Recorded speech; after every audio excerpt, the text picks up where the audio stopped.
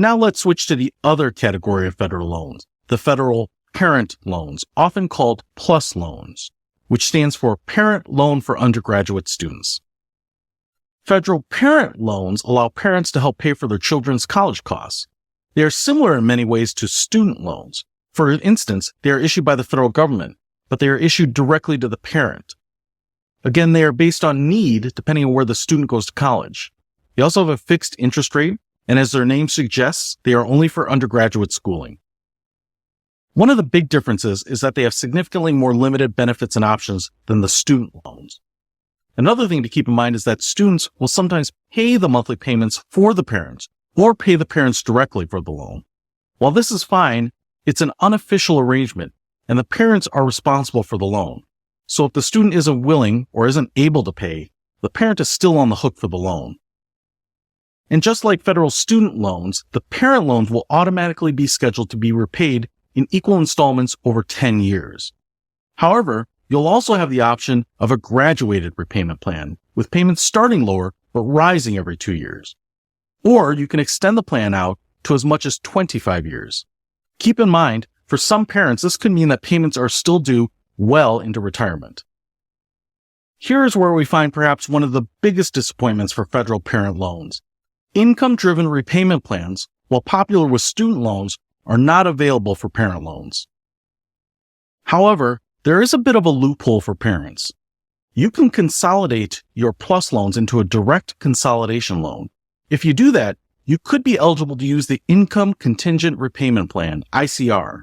This is the only income-driven repayment plan available, and it could keep your payment to 20% of your discretionary income and last for 25 years. Keep in mind, this is based on the income of the parent. And if you're interested in pursuing a consolidation and then exploring ICR, contact your loan servicer or submit the online application at studentloans.gov. Just like the lack of repayment plans, loan forgiveness options are also quite limited. However, parents may qualify for the Public Service Loan Forgiveness Program if they work as a full-time employee at a federal, state, local, or tribal government agency. Or if you work at a 501c3 organization or are a school teacher, you may also qualify.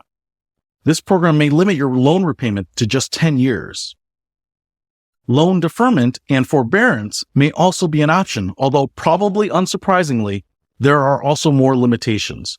For example, the student who the loan was for would need to be currently enrolled in school, or the parent has to be currently out of work.